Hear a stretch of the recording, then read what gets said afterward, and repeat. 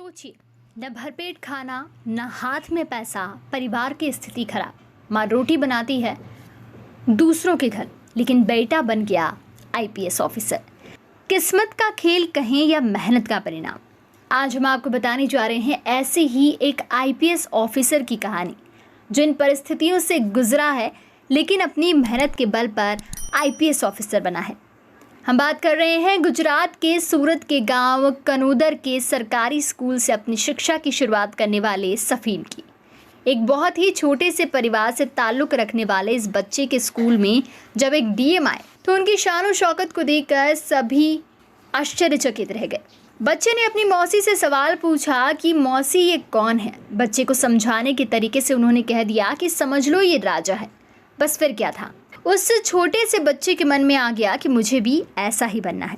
सफीन की सोच उनकी कोई बचपन में कही गई बात नहीं थी, ये उनका वो फैसला था जो आने वाले दिनों में कभी नहीं बदला। सफीन बचपन से ही जिद्दी स्वभाव के रहे। जैसे तैसे उन्होंने अपनी 10वीं तक की शिक्षा को पूरा किया, लेकिन जब मौका 11वीं में एडमिशन का आया और उन्हें साइंस लेना था, तब गांव में ये सुविधा मुमकिन नहीं थी। लेकिन इसे किस्मत कहेंगे कि उसी समय एक पब्लिक स्कूल खुला और उस स्कूल में सफीन को पढ़ाने वाले एक शिक्षक थे। उन्होंने सफीन को देखा था, उनकी लगन को देखा था, इसलिए इस स्कूल में बिना फीस के उन्हें पढ़ने का मौका दिया। इसके बाद सफीन ने एनआईटी से इंजीनियरिंग की।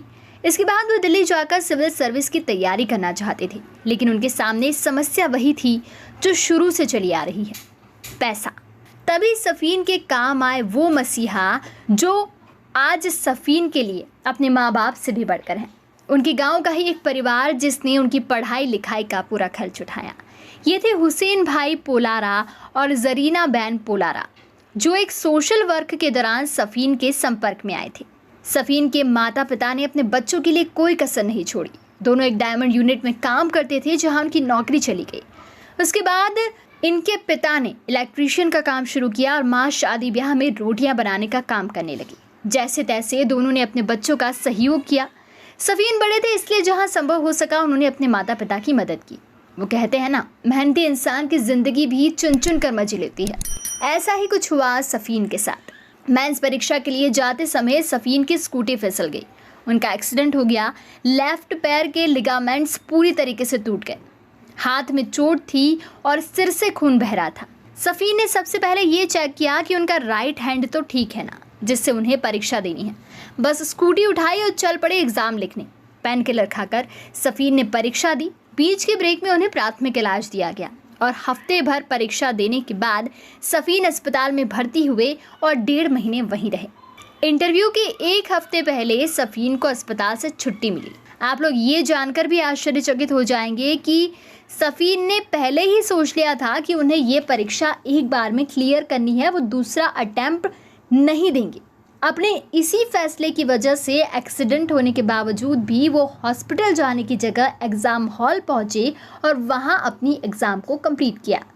साल 2017 में 22 साल की उम्र में सफीन ने 570वीं रैंक के साथ अपने पहले ही अटेम्प्ट में यूपीएससी की परीक्षा पास कर ली।